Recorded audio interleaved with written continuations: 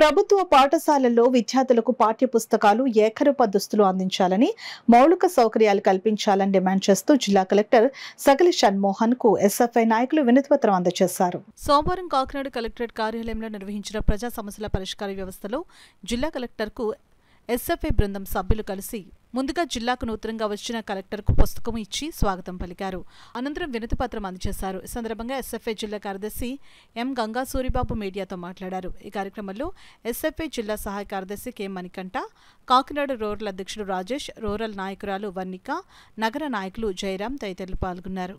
ఈ సంవత్సరం అధిక ఫీజుల్ని వసూలు చేస్తామని వాటి మీద నియంత్రణ తీసుకురావాలని, ప్రైవేటు పాఠశాలలో ప్రైవేటు విద్యా సంస్థల్లో జాయిన్ అయిన పిల్లలకి ఏ అయితే పాఠ్యపుస్తకాలు, స్టేషనరీ అదే పాఠశాలలో కొనుక్కోవాలని హుక్కుం జారీ చేస్తూ ఉన్నారు. ఈ పాఠశాలలో అమ్మే పాఠ్యపుస్తకాలు, స్టేషనరీ బయట మార్కెట్ కన్నా 200 రెట్లు ఎక్కువగా అమ్ముతూ ఉన్నారు. జీవో నెంబర్ 1 ప్రకారం విద్యాశాఖ ఏ అయితే ప్రైవేటు కార్పొరేట్ విద్యా సంస్థల్లో పాఠ్యపుస్తకాలని, స్టేషనరీ అమ్మకాలు కానీ చేయకూడదని నిబంధన ఉంది. కానీ దీన్ని పట్టించుకోవడం లేదు. కాబట్టి తక్షణమే విద్యాశాఖ అధికారులు ప్రైవేటు కార్పొరేట్ విద్యా సంస్థలు పర్యవేక్షణ చేసి ఏ అయితే విద్యా సంస్థల్లో పాఠ్యపుస్తకాలు, స్టేషనరీ అమ్మకాలు చేస్తూ ఉన్నారో వాటి మీద చర్యలు తీసుకోవాలని భారత విద్యార్థి ఫెడరేషన్ ఎస్ఎఫ్ఐగా మేము డిమాండ్ చేస్తూ ఉన్నాం. లేని పక్షంలో విద్యార్థులందరూ ఐక్యం చేసుకుని అటువంటి విద్యా సంస్థల మీద చర్యల కోసం ఆ విద్యా సంస్థల యొక్క ఆందోళన నిర్వహిస్తామని విద్యాశాఖ అధికారులకి హెచ్చరిస్తా ఉన్నాం.